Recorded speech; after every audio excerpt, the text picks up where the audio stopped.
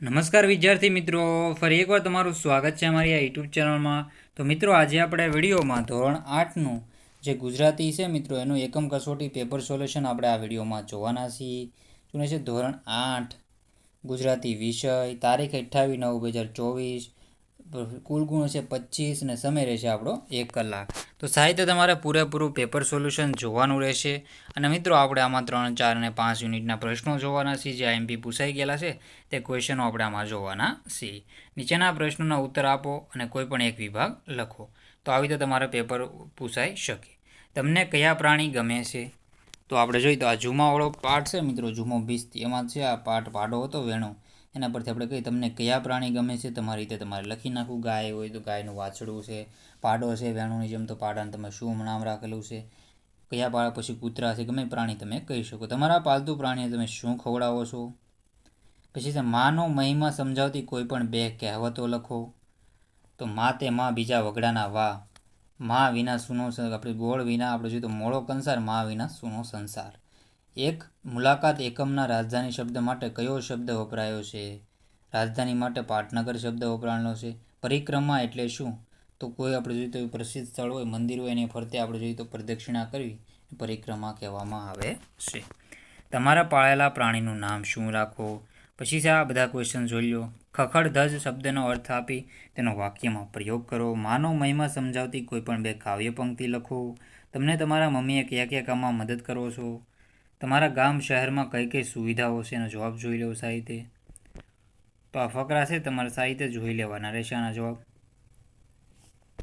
તમારે જાતે જ મિત્રો કરવાના રહેશે. અને જો મિત્રો તમારે આની પીડીએફ જોતી હોય તો આપણી Telegram channel one education Gujarat અને આપણી વોટ્સઅપ ચેનલ વન એજ્યુકેશન ગુજરાતને તમે જોઈન કરી લેજો. બંનેની તમને આપણે જો લિંક ડિસ્ક્રિપ્શનમાંથી મળી જશે. આપણા રાષ્ટ્રીય પક્ષીની કોઈ પણ 2 વિશેષતાઓ જણાવો. તો આપણું રાષ્ટ્રીય પક્ષી કયું છે? તો આપણું રાષ્ટ્રીય પક્ષી મોર છે. મોરમાં રંગબેરંગી પીસા હોય છે, મને ગમે છે. મોર હોય છે એની કળા ગમતી હોય છે, તો એનો જવાબ લખી શકો. પક્ષીઓના ચણ માટે કઈ કઈ પ્રવૃત્તિ થાય તમારી શાળામાં? તમને યાદ હોય તેવા મહાવિષ્યના 2 કાવ્યની કોઈ પણ 2 પંક્તિ. વિધાનસભા ગૃહનું વિઠ્ઠલભાઈ પટેલ નામ કેમ રાખ્યું છે? અને મેટલ ડિટેક્ટરનો ઉપયોગ કયા કયા સ્થળોએ થાય છે? તો ધાર્મિક સ્થળો છે, આપણે જોઈએ તો સુરક્ષા માટે ધાર્મિક સ્થળો છે, આપણે સંસ્થાઓ હોય છે, જેમ કે આપણે વિધાનસભામાં થતો હોય છે. પછી છે નીચે આપેલ વિગતોનો કોઈ પણ એક પસંદ કરીને પ્રશ્નના ઉત્તર લખો. તો આ બિલ આપેલા છે, એમાં તમારે જો પસંદ કરવાનું છે, આવું તમારે કંઈક બિલ આપેલું છે ગમે એ. પહેલાં તમારે બધું જુઓ. નર્સરી છે, મહર્ષિ નર્સરી, વૃક્ષો આપણું ધન, ચાલો કરીએ જતન. અમારે ત્યાં દરેક પ્રકારના ફૂલ છોડ તેમજ સેન્દ્રિય ખાતર મળશે. મહર્ષિ છે, નર્સરી, તો બધું વાંચી લેવું. અને પ્રશ્નો આપેલા છે અહીંયા. જો મહર્ષિ નર્સરીનું સૂત્ર કયું છે? તો અહીંયા જવાબ આવશે. અહીં જરૂર એનું સૂત્ર છે વૃક્ષો આપણું ધન અને ચાલો એનું જતન કરીએ. આ પહેલાંનો જવાબ રહેશે. તો આવી રીતે તમને ફકરો આપે છે. વૃક્ષ અને છોડમાં શું તફાવત છે તે લખો. તો વૃક્ષ અને છોડમાં શું તફાવત છે? વૃક્ષ છે અને ઊંચાઈ વધારે હોય છે, જેમ મોટું ઝાડ થતું હોય છે, છોડ છે એ નાનો રહેતો હોય છે. ઉપરોક્ત જાહેરાતમાં નિઃશુલ્ક શબ્દનો સમાનાર્થી શબ્દ શોધીને લખો. નિઃશુલ્ક એટલે કે મફત મળશે. શું મળશે? મફત. જો અમારે ત્યાં દરેક પ્રકારના સેન્દ્રિય ખાતર મળશે. આમાં જોઈએ તો આપણે મફતમાં મળશે. અહીં જરૂર આ મફત રહેશે જવાબ ત્રીજાનો. નિઃશુલ્કનું થશે મફત. પછી છે ચોથા નંબરનું જાહેરાતમાં આપેલ ઔષધિ છોડના નામ લખો. તો એમાં ઔષધિમાંથી કયું છે? ઔષધિમાં તુલસી છે. પછી ઔષધિમાં તુલસીનું આપણે નામ લખી શકો. હજારીગલ આપણે જોઈએ તો આપણને ખબર નથી. ગુલાબ, મોગરો, જાસૂદ, બારમાસી, સૂર્યમુખી અને તુલસી છે ઔષધીય છોડ છે. તુલસી છોડનો એક ઉપયોગ જણાવો. તો છે શરદી, ઉધરસ, તાવમાં તુલસી છોડનો ઉપયોગ થાય છે. તો મિત્રો, વિડીયોમાં આગળ વધતા પહેલાં હું તમને બીજા યુટ્યુબ ચેનલ વિશેની માહિતી આપી દઉં. જો મિત્રો, આપણી આ બીજી યુટ્યુબ ચેનલ છે હેરી બારીયા યુટ્યુબ ચેનલનું નામ છે. તો આ ચેનલને પણ તમે સબસ્ક્રાઈબ કરી લેજો. આમ આપણે વ્લોગિંગના વિડીયો અપલોડ કરીએ છીએ, ડેલી વ્લોગ મૂકીએ છીએ અને મિની વ્લોગ પણ મૂકીએ છીએ. ઇન્સ્ટાગ્રામે આપણી ચેનલ છે એને પણ જોઈન કરી લેવું. હેરી બારીયા સર્ચ કરીને તમે જોઈન કરી શકો મિત્રો. તો આ ચેનલને પણ સબસ્ક્રાઈબ કરી લેજો. તો વિડીયોમાં આપણે આગળ વધી જોઈએ. તો આપણે આગળના ક્વેશ્ચન જોઈ લઈએ હવે. આપેલ ટિકિટના આધારે પ્રશ્નોનો જવાબ લખો. તો આપણે ટિકિટ છે આ, તો એમાં જોઈએ તો મુસાફરે કરેલ મહિનાનું નામ લખો. તો મહિનાનું નામ છે 6ઠ્ઠો મહિનો છે, જે જૂન મહિનો છે.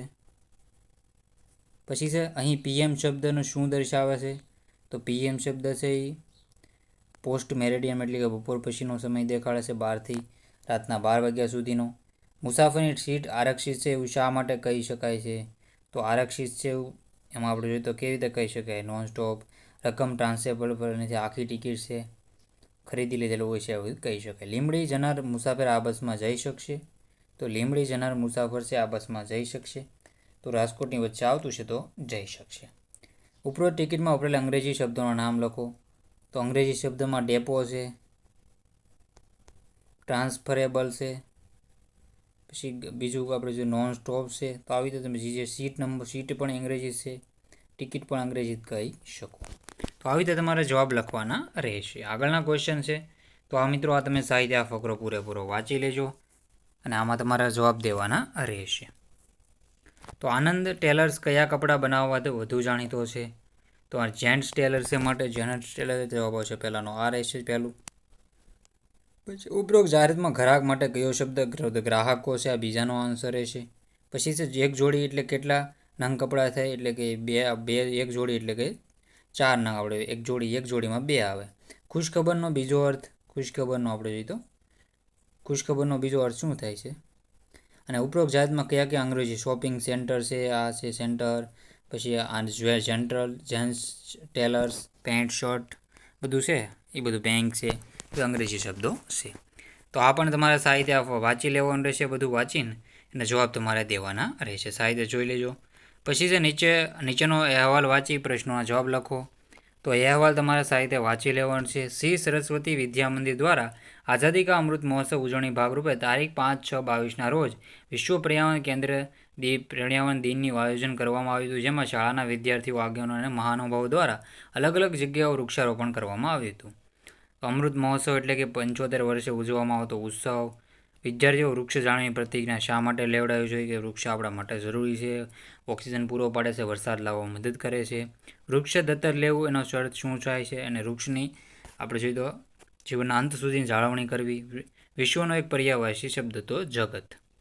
તો સાહિત્યના જવાબ જોઈ લેજો. આના પણ તમારે કરી નાખવાના છે, શબ્દકોશના ક્રમમાં ગોઠવવાના રહેશે. તો આના આપણે હું તમને કરાવી દઉં છું. જો આપણે પર્વત શ્રીમંત શબ્દ તમે કયા સ્થાને મૂકશો? પર્વતિકાર પ લ છે, પછી ખ છે, રેલમ ચલમ છે, શ્રીમંત છે. તો શ્રીમંત છે આપણે જોઈએ તો શ્રી પહેલાં મૂકી, પછી આ ખખડધ્વજ છે, પછી લક્ષાધિપતિ આવશે, પછી આ આવશે, પછી આ આવશે ને પછી આ આવશે. તો પછી આવી રીતે તમે મૂકી શકો. આમાં જુઓ મિત્રો, ગુજરાત છે એ પહેલું આવશે, પછી મુલાકાત છે એ બીજું આવશે, આ ત્રીજું આવશે, આ ચોથું આવશે અને આ 5મું આવશે. તો આવી રીતે તમારે જવાબ કરી લેવાના રહેશે. આવા તમારે ક્વેશ્ચન પૂછાઈ શકે. સાહિત્ય તમે જવાબ જોઈ લેજો. આના પણ જવાબ સાહિત્ય જોઈ લેવા. સાહિત્ય જવાબ કરી લેજો. પછી છે નીચેના પ્રશ્નોના ઉત્તર 7 અને 8 વાક્યમાં. તમે મુલાકાત લીધેલ શહેર વિશે લખો. માનવી અને પશુ વચ્ચેની મૈત્રીનો કોઈ એક પ્રસંગ કે ઘટના લખો. બાળકના જીવન ઘડતરમાં માતાની ભૂમિકા વિશે લખો. તમારા ગામમાં જાહેર ચોકમાં થતી પ્રવૃત્તિ વિશે.